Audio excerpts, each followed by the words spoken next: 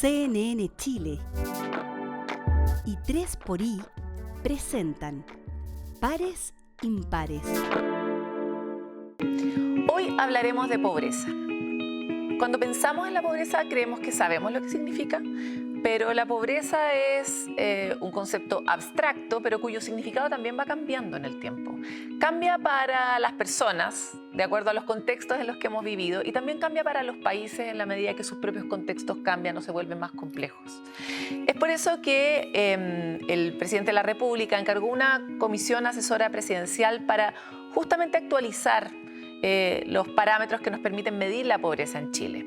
Y luego de mucho trabajo, esta comisión entregó su informe y nos trajo una noticia que se llevó todos los titulares, y es que la pobreza habría aumentado de 6% a 22%. Sin embargo, ese cambio en el número habla más bien de que estamos midiendo mejor. Y esa medición mejor nos permite abordar la pobreza de una manera mucho más compleja y sistémica.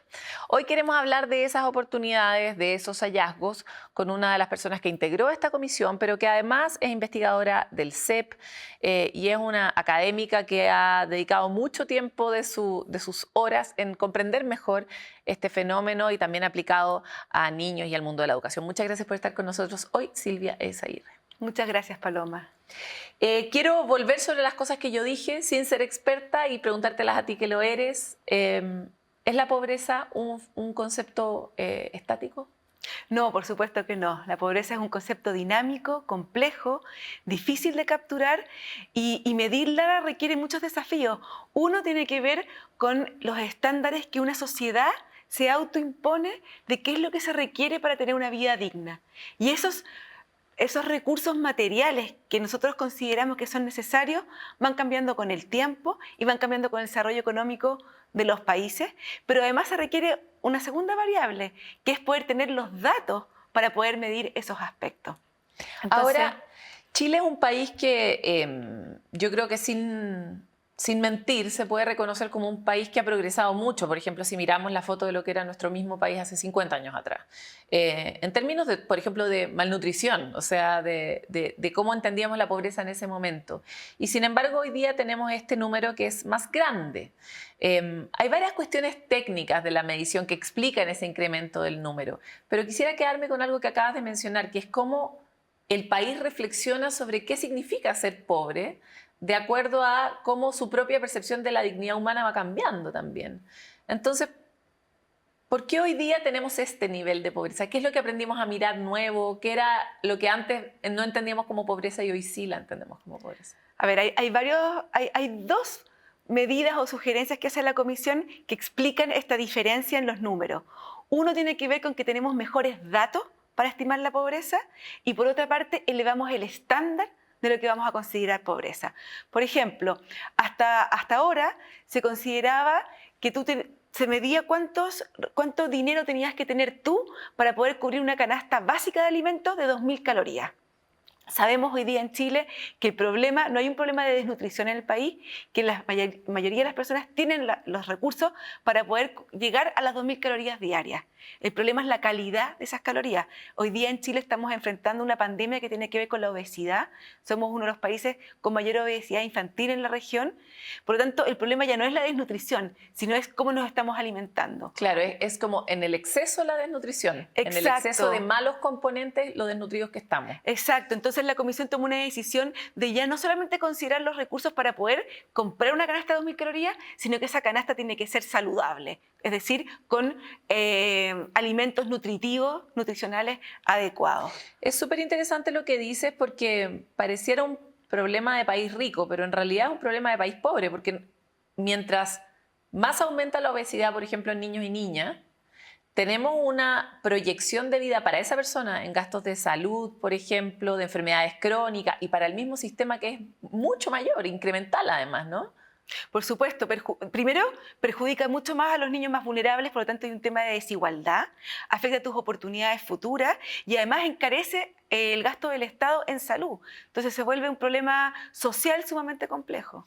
Impopular decirlo, pero por lo tanto la obesidad infantil finalmente es te lleva a un mayor nivel de pobreza en el futuro. Absolutamente. Y nos hubiera encantado poder haber introducido ese indicador como obesidad, pero era muy difícil de medir. Por lo tanto, no pudimos incorporarlo. Y por eso cambiamos la desnutrición por la inseguridad alimentaria, que es que las familias no tienen suficientes recursos, ¿verdad?, para poder para poder alimentarse diariamente, pero además en la canasta corregimos la canasta básica sacando el 50% de los productos ultraprocesados para hacerla saludable.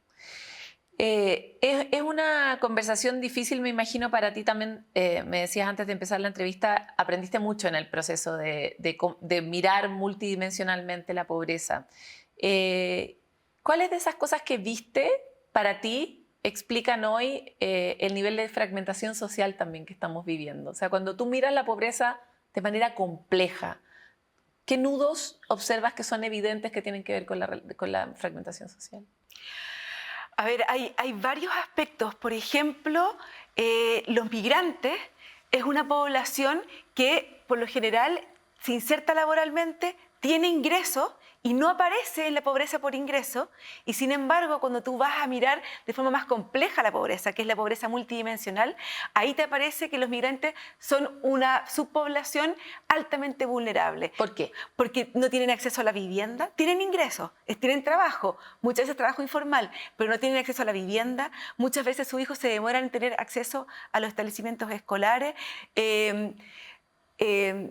No tienen redes de apoyo, que es un mitigador importante de vulnerabilidad, y por lo tanto es una población que está mucho más en riesgo. Cualquier shock que venga de ingreso, ellos no tienen cómo enfrentarlo. Mientras que una persona que tiene sus abuelos, su familia, ¿verdad?, sus cercanos, tiene más posibilidades de enfrentar esos shocks adversos que la población migrante. Y si tú te fijas, por ejemplo, en el ranking por regiones, si tú ves el ranking por regiones de pobreza por ingreso versus la pobreza multidimensional, te vas a dar cuenta que las regiones son completamente distintas. La Araucanía es la región más pobre por ingreso y sin embargo Tarapacá es la región más pobre en multidimensional. Y las regiones con más población migrante, que son las del norte, son las regiones más pobres en la dimensión multidimensional. Y creo que esta pobreza multidimensional entonces saca a relucir la pobreza, por ejemplo, que está ocurriendo en términos de la población migrante. Algo similar ocurre con el nuevo indicador que introducimos, que tiene que ver con los cuidados.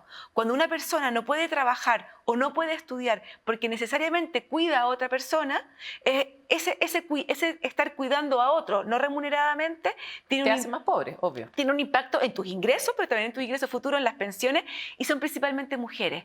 Y ese fenómeno, si tú no lo mides, queda invisibilizado y no aparece. Y ahora, al ponerle una cifra y un número, aparece y se visibiliza y se puede tener mucho más conciencia y generar políticas públicas en esa dimensión. Oye, algo que dijiste al paso, lo quiero retomar porque en Pares e Impares estamos todo el rato como dándole vuelta a cuál es esa ecuación que nos permite volver a tejer las relaciones dentro de una sociedad que además sabemos que son condiciones súper necesarias para la prosperidad de un país. O sea, el crecimiento está atado a la cohesión social, la gobernabilidad también está atada a la cohesión social, pero también la percepción de bienestar.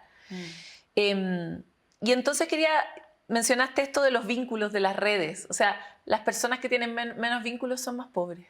Sí, efectivamente.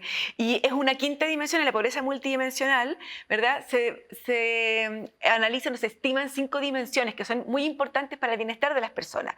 Esta educación, esta salud, este trabajo, pero una dimensión tiene que ver justamente con las redes de apoyo, que son fundamentales para la cohesión social, pero también para no caer en pobreza. Y ahí uno ve cómo con el tiempo las redes se han ido debilitando y son mucho más débiles y frágiles en las poblaciones más vulnerables que en las poblaciones de más altos recursos.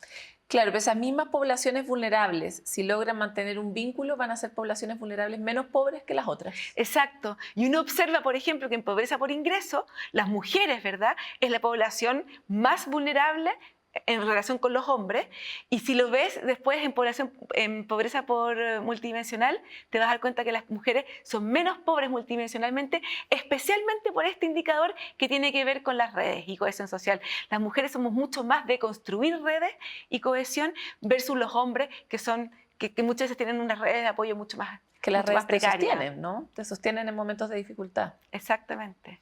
Me encantaría mirar esta situación de los migrantes. Estamos en un momento impopular para hablar de migrantes, porque hablamos principalmente de cómo sacarlos todos los días en las noticias, de que no se deje entrar más gente, etc. Pero se nos pierde harto la perspectiva, por un lado, de derechos humanos y por otro lado, la perspectiva de riqueza que hay de la mano de tener una población que es más diversa, que tiene otras integraciones culturales, etc. Y tú te has dedicado harto a este punto en específico. Entonces, me encantaría que nos ayudaras a mirar mejor, además de los vínculos, cómo es la realidad de los migrantes que efectivamente tienen ingresos, pero que los hace efectivamente más pobres. Mira, la gran mayoría de los migrantes que vienen a Chile vienen a trabajar. Ellos están subreportados en temas de criminalidad. Muchas veces se asocia inmigración, criminalidad, y eso es falso. En comparación con la población nacional, están totalmente subreportados, es decir, son personas que cometen mucho menos crímenes que los propios chilenos, excepto en la subdimensión narcotráfico, pero son solamente pocos. Vienen a trabajar, vienen a aportar económicamente. Chile hoy día tiene una de las tasas de natalidad más bajas del mundo, y cuando tú tienes tan baja tasa de natalidad, la única forma de crecer económicamente y tener más mano de obra es con inmigración. Por lo tanto, ellos son un aporte a la economía del país, y cuando tú ves las encuestas, cuando tú miras los indicadores, ellos aportan en múltiples aspectos, culturalmente, pero económicamente también, y vienen a entregar mano de obra en áreas sumamente necesarias para el país. Por lo tanto, me parece que es importante dejar atrás esta dicotomía del todo o el nada con el tema migrante. Tenemos casi 1 millón de migrantes viviendo en Chile, es una población que aporta, que están incorporados, y el tema es cómo podemos hacerlo mejor, cómo evitar la inmigración ilegal, por supuesto, ¿verdad? Pero cómo poder insertarlos mejor, porque muchas veces estas personas vienen a trabajar, pero como dices tú, tienen recursos y sin embargo no tienen acceso a servicios básicos como salud, como educación, o se demoran en poder tener acceso a esos servicios. Vivienda también ha sido un problema, ha crecido muchísimo el tema de los campamentos por la presión migratoria. No hemos podido, digamos, construir la cantidad de viviendas que requiere el país para poder acoger a todas estas personas. Tenemos desafíos que enfrentar, ¿verdad? Pero creo que terminar con la migración simplemente no es posible y sería dañino para el propio país. Oye, tú te has dedicado mucho al mundo de la educación. ¿Cómo comprendemos la pobreza en educación hoy? Mira, qué buena pregunta, porque Chile es de los países de la región que tiene uno de los más altos estándares en educación. Cuando tú ves la cobertura que tiene Chile, hoy día en Chile tenemos prácticamente 100% de cobertura en la educación escolar. ¿Qué es cobertura? No todo el mundo lo sabe. Que el número de niños que está yendo a la escuela. Uh-huh. Nosotros hoy día en Chile podemos decir que prácticamente todos nuestros niños entre 5 años y 14 años están yendo a la escuela. ¿Ya? Y eso es algo para lo cual hay que estar orgulloso. Y en la pobreza lo que estábamos midiendo justamente eran estos indicadores de acceso a la educación. Y teníamos ahí muy buenos resultados. Pero resulta que como país, en el nivel de desarrollo que estamos, no basta simplemente con que los niños vayan a la escuela, sino que los niños tienen que aprender en la escuela. Y ahí es donde tenemos el gran desafío, ¿verdad?, que tiene que ver con los aprendizajes de nuestros niños. Hoy día en Chile prácticamente 1/3 de los niños no comprenden lo que lee en cuarto básico.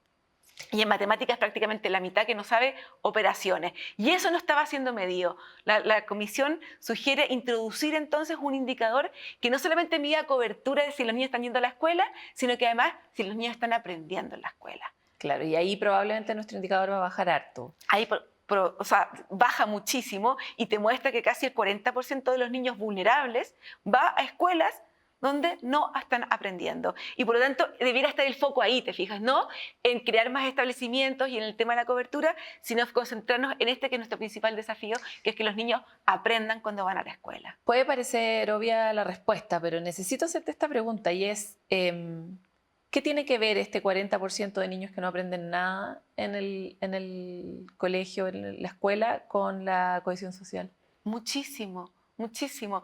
Todo lo que te dicen los indicadores es que el niño que no está aprendiendo tiene altísimas probabilidades de desertar de la escuela. Y un niño que deserta de la escuela no puede o sea, tiene muchísimas dificultades para insertarse laboralmente, para tener una buena remuneración. Está mucho más proclive a caer en el abuso del alcohol, de las drogas, del narcotráfico, de caer en la cárcel. Por lo tanto, las oportunidades de vida que tiene un niño que deserta son completamente distintas a las de un niño que puede tener una trayectoria laboral exitosa. Y un niño que deserta es, si hablamos de cohesión social, es la peor exclusión que tú puedes ver. Y que eso se produzca en la niñez es de una injusticia tremenda. Pero además es muy marcador, ¿no? Porque el aprendizaje emocional de ese niño desde muy chico es que no hay un país disponible para ello. Completamente. Es decir, si tu primera experiencia, el primer lugar donde tú sociabilizas con personas fuera de tu hogar es la escuela. Tú empiezas a armar sociedad en la escuela. Y si la escuela es un lugar de frustración y fracaso, que te termina excluyendo, el lugar que es el primer lugar donde tú debes incluirte en la sociedad, es el lugar que tú experimentas como la exclusión, ¿qué queda para el resto? Desde niñito él aprendió eso, la exclusión, que él no pertenece a esta sociedad, que él está fuera, que no hay espacio para él. Me parece súper importante entrar en estos detalles un poquitito más finos, porque hemos hablado durante muchos años en Chile sobre la herida profunda y difícil de sanar que deja la desigualdad. Y la desigualdad tiene todas estas caras, porque puede que ese niño tenga acceso. En ese sentido se trata como un igual, pero no tiene acceso porque esa educación no le sirve. Entonces vuelve a entrar al otro grupo, ¿no? Y me encantaría saber cuáles son esas herramientas que la escuela efectivamente tú crees que puede activar para revertir estas historias. Porque se supone que la educación te transforma en alguien que puede pertenecer al mundo. La educación nivela tus desigualdades. Pero si no estamos enseñando, si no estamos logrando enseñar, entonces ¿qué? Sí, pues la escuela debiera ser este gran instrumento de igualación social, de igualdad de oportunidades para las personas, ¿verdad? Donde lo que importa al final es el mérito del propio niño que busca su destino. Y no lo estamos logrando. Y no hay balas de plata en esto. No hay balas de plata, pero efectivamente hay cosas que se pueden hacer. Hoy día el tema de la salud mental en los adolescentes es un tremendo tema. Chile no tiene el capital humano formado para atender la demanda que hay en este tema. Hay que invertir en eso, pero junto con atender la salud mental es importante mejorar los procesos en las escuelas de cómo estamos enseñando. Creo que estamos en el siglo XXI, tenemos inteligencia artificial y todavía estamos enseñando en muchas escuelas como en el siglo XVIII, siglo XIX. Creo que tiene que haber una revolución en lo que pasa adentro de la sala de clases para que los niños se sientan motivados en aprender. Y te quiero llevar a ese lugar porque he tenido muchas entrevistas acá en Pares e Impares y finalmente llegamos a algo que es medio intangible, difícil para los académicos, como hablar, por ejemplo, del amor o del rol de ciertos valores dentro de esas escuelas, de la manera en la que se enseña, con qué tono se enseña, cosas que son difíciles de medir, pero que generan un impacto directo. O sea, todos tenemos ese profesor que fue el que cambió nuestra historia en algún sentido, que nos hizo mirar hacia algo a lo que finalmente quisimos dedicarnos. Entonces me encantaría tu mirada de académica sobre este punto en particular, que es cómo operan los intangibles en la transformación de esa educación. Muchísimo. Los intangibles creo que es lo más importante, las habilidades blandas. Nos dedicamos mucho en la escuela y nos concentramos en todo lo que tiene que ver con el conocimiento cognitivo y dejamos de lado bastante lo que tiene que ver con las habilidades blandas, que son las más importantes finalmente para ser feliz. Y te pongo un caso. Me acuerdo cuando fui a Singapur, le dije a una profesora, ¿qué es lo más importante en la escuela? Y me dijo que los niños tengan la experiencia del fracaso. Todos los niños, el más talentoso, tiene que tener experiencias de fracaso que él pueda manejar para poder entrenar la musculatura del esfuerzo, de la resiliencia, de la tolerancia a la frustración. Y por otra parte, experiencias de éxito. Que el niño se sienta feliz, que vea la retribución que tiene el esfuerzo. Una experiencia de solo fracaso termina con un niño excluido, ¿verdad? Una experiencia de solo éxito termina un niño que a la primera adversidad no es capaz de abordarla. Y termina también excluido por otras razones. Exacto. Por exceso. Y el aprendizaje tiene que ser esa experiencia, es decir, las matemáticas sirven para crear estas experiencias, el deporte, la música, pero tienen que estar pensadas, digamos, desde esta experiencia, cosa que el niño cuando termine su vida escolar tenga hartas experiencias de éxito de las cuales se pueda sentir orgulloso y tenga una autoestima, ¿verdad?, construida en base en parte en base a esa experiencia, y por otra parte varias experiencias de fracaso en el cuerpo que le van a permitir enfrentar con mejor manera la adversidad. Y eso yo creo que todavía no lo estamos integrando en la formación de nuestros profesores. En la formación de los profesores. Hacia allá iba mi siguiente pregunta, porque qué distinto es felicitar a alguien por una buena nota que por un buen fracaso, por un buen éxito, o por una buena salida del fracaso y por una buena apropiación del éxito. Como que no estamos entrenados para celebrar eso o para intencionar eso en nuestros niños. Claro. Mira, acá te comento que en Singapur, cuando vi cómo estaban las clases programadas, no solamente estaba el ejercicio de matemática y si estaba bien o no la respuesta, sino que después venía una pauta de evaluación del profesor con todas las habilidades blandas que tenía que evaluar y observar en el niño. Si el niño trabajó en equipo, si el niño tiró el lápiz, se choreó y se amurró, si el niño pidió ayuda, cuántas veces el niño intentó. Todas estas otras comportamientos y conductas y actitudes del niño, ¿verdad? Tenía que ir observando al profesor, porque resolver el problema es una parte. Todo lo otro es lo más valioso que hay que ir formando. Quisiera vincular este aprendizaje específico también con la pobreza. ¿Es más rico una persona que sabe resolver mejor problemas? ¿Es menos pobre? Yo creo que es menos pobre, tiene más herramientas. No es la única herramienta que necesita, pero una persona que es capaz, ¿verdad?, de sentarse frente a un problema y dedicarle tiempo a ese problema y buscar distintas soluciones y capaz de superar obstáculos, ¿verdad?, y perseverar, es una persona que tiene capacidades blandas y después también cognitivas, ¿verdad?, que lo hacen más resiliente ante la vida, de todas maneras. Y lo hace con eso también menos pobre. Tiene una artillería más grande para poder enfrentarse. Si la pobreza no es solamente carencia material, sino es que tú estás desprovisto de herramientas para enfrentarte a la vida, que tiene que ver con la educación, tiene que ver con tu bagaje cultural, con tu lenguaje. El lenguaje es demasiado importante en esto también. Y las actitudes, ¿para qué decir? Y por eso enseñarle a leer a los niños y niñas es tan importante. Fundamental enseñarles a leer y también proveerlos de esta actitud positiva ante la vida, con esta resiliencia, con esta tolerancia a la frustración, los hace más fuertes, los hace más ricos. Es súper interesante porque hemos ido como descremando un informe que es muy concreto y que todo el mundo lo puede leer, pero estoy segura que en pocos lugares van a hablar de estos temas en otros programas, así que quisiera aprovechar esa oportunidad. Este hecho concreto de que los vínculos nos hacen menos pobres, este hecho concreto de que ciertas herramientas como aprender a fracasar y buscar soluciones nos hacen menos pobres.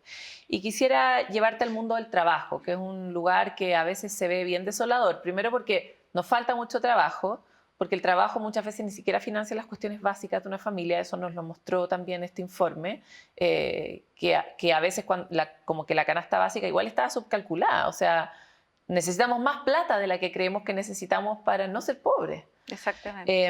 Entonces, ¿cómo ves tú que el trabajo podría ser un lugar para disminuir realmente la pobreza? No solo en cantidad, sino en... No, es clave. El trabajo, el ingreso por el trabajo remunerado es fundamental para superar la pobreza. Nosotros vemos en la encuesta, ¿verdad?, cuánto aporta a superar la pobreza el ingreso autónomo, que es lo que tú recibes a partir de tu trabajo o de tus ahorros, y después también está lo que tú recibes por parte de los subsidios. Y observamos, y es una buena noticia, que los subsidios reducen la pobreza, pero evidentemente no son suficientes. Y ahí la inserción laboral es clave. Y también por eso mismo observamos que las mujeres, ¿verdad?, especialmente las mujeres con hijos, son la población que está más representada en pobreza, precisamente porque tienen un menor acceso al trabajo formal, al trabajo remunerado. Y si miramos el problema con una escala mayor, mujeres que tienen menor acceso al trabajo, que son efectivamente más pobres, en términos concretos como de por ingresos, pobreza por ingreso, tienen mucho menos incentivos, por ejemplo, a tener más hijos. Y con menos hijos el país completo es más pobre también, ¿no? Absolutamente. Entonces me encantaría... Siempre como que le doy un ministerio a alguien que viene a pares impares, te nombro ministra en este momento, ¿cuáles serían como los botones que tú activarías para poder tener una salida de la pobreza también multidimensional? Uy, qué difícil. Como yo estoy en el área de educación, obviamente que me inclinaría por educación, creo que es el futuro, es de ahí donde uno construye el futuro, pero es muy a largo plazo. Por lo tanto, también creo que el Ministerio de la Mujer uno podría hacer muchísimas cosas, porque hoy día, si tú me dijeras, bueno, ¿cuál es la población más vulnerable? Sin duda son los niños, no las mujeres, los niños, porque son las mujeres madres las que son las más pobres en este país y las que padecen la pobreza finalmente son nuestros niños, que es justamente el futuro y lo que uno quiere apostar. Entonces yo si tuviera que invertir mis pesos, los invertiría precisamente en ese grupo, en las mujeres, en las familias monoparentales de mujeres con niños. Ahí creo que hay que hacer un tremendo esfuerzo. Te quiero agradecer mucho por esta entrevista. Muchas gracias a ti. Hemos tratado de innovar en la manera de mirar la pobreza y también fomentar ciertas cosas que suenan blandas, pero se traducen en riqueza. Por ejemplo, la necesidad de que generemos vínculos con otros, si no es con la familia, es en el barrio, generemos redes, porque esas redes nos sostienen en momentos de dificultad. Y también generemos habilidades que a veces parecen poco importantes, como muchos padres esperan que sus hijos lleguen con, por ejemplo, buenas notas a la casa. Pero ¿quién está mirando cuáles son los aprendizajes de fondo que ese niño está teniendo o esa niña para cuando enfrente un futuro tal vez un poco más adverso? ¿Son nuestros hijos e hijas capaces de superar, de encontrar soluciones? Eso también los va a hacer menos pobres en el futuro. Pares Impares fue presentado por CNN Chile y 3xI.